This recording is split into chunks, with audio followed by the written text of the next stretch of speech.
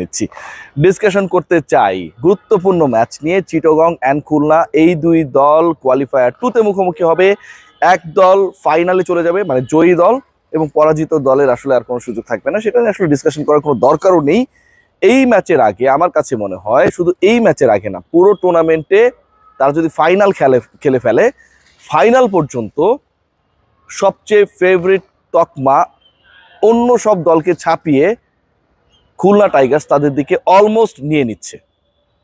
কেন এই ডিসকাশন আমি করছি? খুলনা টাইগার্স মানে ব্র্যান্ড হিসেবে যদি আমরা চিন্তা করি, চিটাগং কিংস নামের মধ্যে একটা ভাবসাব রয়েছে। সামির কাদের চৌধুরীর দল, সেখানটায় শাহিদ আফ্রিদির প্রেজেন্স, ইয়াসার শাহের অনেক ধরনের ব্যাপার স্যাপার ছিল। আমরা যদি খেয়াল করি বরিশাল, তাদের দলটা, এটা নিয়ে আসলে এক্সপ্লেনেশনের কোনো দরকারই নেই। অলমোস্ট বাংলাদেশ ন্যাশনাল টিমের সব ক্রিকেটার ওই একটা দলে। রংপুর রাইডার্স, তারা যেভাবে টানা 8 জয়, সুপার লিগের চ্যাম্পিয়ন। খুলনা নিয়ে আলোচনাটা হচ্ছে, আর they able to ensure their place into the top 4, এরকম টাইপের ডিসকাশনটা শুরু থেকেই ছিল। এবং এই স্পেসিফিক ডিসকাশন যখন ছিল, তখন হুট করে রাজশাহীর উত্থান। রাজশাহী এমন ম্যাচ জেতা শুরু করলো এবং এমনভাবে তারা আলোচনায় চলে এলো বিতর্ককে ছাপিয়ে, যে টপ 4-এ হয়তো রাজশাহী চলে যাবে, খুলনা শেষ পর্যন্ত যেতে পারছে না, along with Chittagong, Barisal and Rangpur. সেখান থেকেই খুলনা আসলে খেল দেখানো শুরু হলো। মেহেদী হাসান মিরাজের দল, নাসুম আহমেদের দল, আফিফ হোসেন ধ্রুবর দল, অঙ্কনের দল, the way they have played recent past matches, এক কথায় অসাধারণ। এবং সেই দলটা রংপুরকে টানা 2 ম্যাচে পরাজিত করেছে। এমন একটা সিচুয়েশনে পরাজিত করেছে তখন আসলে তাদেরকে হারানোটা ছাড়া অন্য কোনো ওয়ে ছিল না যদি তারা টপ 4-এ খেলতে চায়। তারা সবশেষ 4 ম্যাচে 3টায় জিতেছে। ব্যাক টু ব্যাক রংপুরকে পরাজিত করে কোয়ালিফায়ার 2-তে অবস্থান করে নিয়েছে। এবং এবারের বিপিএলে আমরা যদি মাঠের বাইরের ঘটনাকে একপাশে রেখে মাঠের ঘটনা ডিসকাশন করি, সেখানটায় রংপুরের অন্তত ফাইনালের আগে বাদ পড়ে যাওয়াটা কিন্তু অনেকটা বড় ঘটনা, এবং ব্যাক টু ব্যাক খুলনার বিপক্ষে পরাজিত হওয়াও সেটা কিন্তু একটা বড় ঘটনা। সেই ঘটনার জন্ম দিয়েছে খুলনা টাইগার্স। লাস্ট ম্যাচে যেভাবে খুলনা রংপুরকে চেপে ধরলো, যেভাবে টিম ডেভিড, যেভাবে উইন্স, যেভাবে আন্দ্রে রাসেল, এই যে 3 জন ক্রিকেটার যাদেরকে উড়িয়ে এনেই খেলিয়ে দেওয়া হলো, তাদের এগেনস্টে নাসুম আহমেদরা সাকসেসফুল হলেন।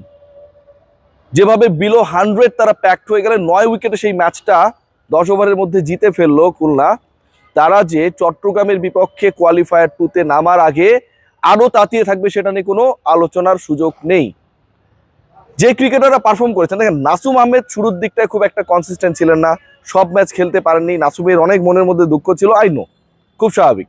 কিন্তু নাসুম যখন রেগুলার চান্স পাওয়া শুরু করলেন, মেহেদী হাসান মিরাজ, হি নোস কিভাবে তার এই তুরুপের তাসকে ব্যবহার করতে হবে। টি-20-তে বাংলাদেশের স্পিন ডিপার্টমেন্টের যে কজন অটোমেটিক চয়েস হওয়া উচিত, বাঁহাতি অর্থোডক্স, নাসুম আহমেদ তাদের একজনও যদি বলি নাসুম আহমেদ একজন। টু মি, নাসুম আহমেদ কোথায় খেলে দিলেন?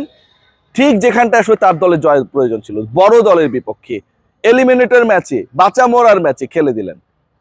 ইম্পর্টেন্ট যে রোলটা প্লে করেছেন, যে টপ 3-র কথা আমি বলছিলাম, যারা বিদেশ থেকে এসে টি-20 লিগ শেষ করে রাতে রওনা দিয়ে ভোরে এসে তারপরে ম্যাচ খেলে দিলেন, সেই পার্টিকুলার ক্রিকেটারদের 2জনকে তিনি আউট করেছেন। শেখ মাহাদিকে তিনি আউট করেছেন। মেহেদী হাসান মিরাজ বল হাতে অসাধারণ, ব্যাট হাতে 0 করেছেন। তার আগের ম্যাচে অনবদ্য একটা অর্ধশতক ছিল, ম্যান অফ দ্য ম্যাচ, গুরুত্বপূর্ণ ম্যাচে জ্বলে উঠেছেন। গতকালকের ম্যাচের এই আলোচনাটা আসলে অনেকটা ঢেকে যায়, কারণ এই দলটার সাথে আরো কিছু ক্রিকেটার রয়েছে। সেই ক্রিকেটারদের নাম যখন হয়, আমরা যদি খেয়াল করে দেখি, সিমরান হেটমায়ার, সেই ক্রিকেটারদের নাম যদি হয়, আমরা যদি খেয়াল করি জেসন হোল্ডার, তাহলে কিন্তু এই দলটা আরো ব্যালেন্সড হয়ে যায়। খুলনা কতটুকু ডমিনেটিং ক্রিকেট খেলেছে, যেখানটা হেটমায়ার এবং হোল্ডারদের খুব বেশি রোল প্লে করতে হয় নাই। মিরপুরে তারা খেলবে পরের ম্যাচটা, মিরপুরের উইকেট এখন অনেক বেশি স্পিনারদের হেল্প করছে, অন্তত খুলনার স্পিনাররা সেই সুযোগটা নিচ্ছে। সেখানটাও তো এই দলটা একটা বড় সুযোগ রয়েছে। হেটমায়ারদের দিনে, জেসন হোল্ডারদের দিনে, যখন তারা হাত খুলে খেলেন, বল ব্যাটে আসে, টাইমিং প্রপারলি হয়, যে কোনো একজন যদি 5টা ওভার টিকতে পারেন, তাহলে প্রতিপক্ষের জন্য কত বড় বিভীষিকা, কত বড় টর্নেডো বয়ে আনতে পারেন, সেটা নিয়ে কোনো ধরনের ডাউট নেই। এমন একটা দল রাইট নাও আমার কাছে মনে হয় খুলনা, যারা প্যাকড। সাম ইস্যুতে আমার কাছে মনে হয় যে এই দলটা বরিশালের থেকে, যারা সবার আগে ফাইনাল নিশ্চিত করেছে, তাদের থেকেও প্যাকড। আমরা যদি বরিশালে খেয়াল করি, তারা নতুন রিক্রুট করেছে, আলীকে দলে ভিড়িয়েছে, 6 মাস আগে প্ল্যান করেছে তামিম ইকবাল খান, এসেই তিনি 5 মেরেছেন, 1 ওভারে 4টা উইকেট নিয়েছেন। বোলিং ডিপার্টমেন্ট নিয়ে যে ধরনের সমস্যা ছিল, শাহিন শাহ আফ্রিদি চলে যাওয়ার পর সেই লাইমলাইটটা ছিল না, সেটা আমরা অনেকটাই কাটিয়ে উঠতে দেখছি। জিমি নিশামের ইনক্লুশন আমরা দেখছি, Tamim Iqbal anchoring role play করছে, তাওহিদ হৃদয় ফর্মে ফিরেছেন, মাহমুদুল্লাহ রিয়াদ ফিনিশিং অসাধারণ, অনেকগুলো জায়গা রয়েছে প্রেস করার। কিন্তু আপনি যদি খেয়াল করে দেখেন যে খুলনা, নাসুম আহমেদ তিনি ফর্মে ব্যাক করেছেন, মানে তিনি ভালো খেলা শুরু করেছেন, এক্সপেক্টেড ক্রিকেটটা নাসুম আহমেদ ডেলিভার করছেন। মেহেদী হাসান মিরাজ এখন পর্যন্ত 3 ম্যাচের man of the match, captain leading from the front.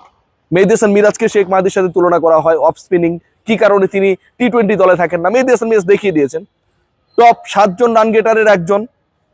আবার যদি খেয়াল করে দেখি আমরা, টপ 5-6 জন উইকেট টেকারের একজন, এবং এবারে টুর্নামেন্টের সেরা ক্রিকেটার হবার দৌড়ে মেহেদী হাসান মিরাজ, খুলনার ক্যাপ্টেন, খুব ভালোভাবেই রয়েছেন।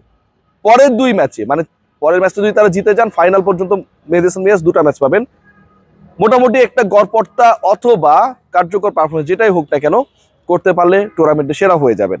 আমরা যদি খেয়াল করে দেখি, এই দলে অঙ্কন রয়েছেন, তার ব্যাটিং অর্ডারটা কেন একটু নিচে সেটা নিয়ে আমার প্রশ্ন ছিল বিভিন্ন সময়, আর একটু উপরে তোলা যায় কিনা। সুইট হিটার অফ দ্য বলস জেসন হাল্লার, হেটমায়ার রয়েছেন। আমার কাছে যেটা মনে হয় যে এই মুহূর্তে দারুণ একটা প্যাকেজ এই দলটা, এবং এই প্যাকেজের লিডিং এ রয়েছেন মোহাম্মদ নাইম, যার নামটা আমি শেষে বললাম। এমন একজন ক্রিকেটার যিনি সবশেষ এনসিএল টি-20-তে টপ স্কোরার ছিলেন, এবারও তিনি সেই পথেই রয়েছেন। যদি ফাইনালে যায় দল, আরো 2টা ইনিংস খেলার সুযোগ পাবেন, এবং এই দল আমার কাছে মনে হয় টু সাম এক্সটেন্ট এই মুহূর্তে অন্য যে দলগুলো রয়েছে তাদের থেকে এগিয়ে। কেন আমি আসলে চট্টগ্রাম ছাপিয়ে অনেক বেশি আলোচনা করছি রাইট নাও, আপনি যদি খেয়াল করে দেখেন খুলনাকে নিয়ে, চট্টগ্রামের রূপকথার গল্পটা হচ্ছে আমার কাছে যেটা মনে হয় কনসিস্টেন্সির জায়গাটায় কম ছিল। আবার শেষের দিকে এসে এই দলটা কেন যেন আসলে সেই এক্সপেক্টেড পারফরমেন্সটা করতে পারে নাই, শুধুমাত্র বরিশালকে তাদের লাস্ট প্রথম পর্যায়ের ম্যাচে হারানো ছাড়া। পুরো দলে আমি যতটুকু বাইরে থেকে শুনেছি, I am not pretty sure, salary নিয়ে বা পারিশ্রমিক নিয়ে একটা সমস্যা চলছে। সো এই ইস্যুসগুলো যখন টুর্নামেন্টের একদম শেষ পর্যায়ে এসে বড় হবার সুযোগ পায় বা হতে থাকে, কি কারণে ইয়াশা নেই, কি কারণে শাহিদ আফ্রিদি নেই, এই আলোচনাগুলো টুকটাক রয়েছে। আমি বলছি না যে তাদের সাথে কোনো ঝামেলা রয়েছে ফ্র্যাঞ্চাইজি কর্তৃপক্ষের, কিন্তু এই ইস্যুসগুলো রয়েছে। সো ওভারঅল যদি আমরা চিন্তা করি, শক্তির বিচারে, আউটসাইড ইস্যুতে, পারফরমেন্সের বিচারে, ডমিনেটিং ক্রিকেট খেলার হিসাব নিকাশে, আমার কাছে মনে হয় খুলনা ইজ ভেরি ফেভারিট, এবং তারা যদি এবারের বিপিএলে বরিশালকে হারিয়ে দিয়ে চ্যাম্পিয়নও হয়ে যায়, অবাক হবার কিছু থাকবে না। সবাই ভালো থাকবেন।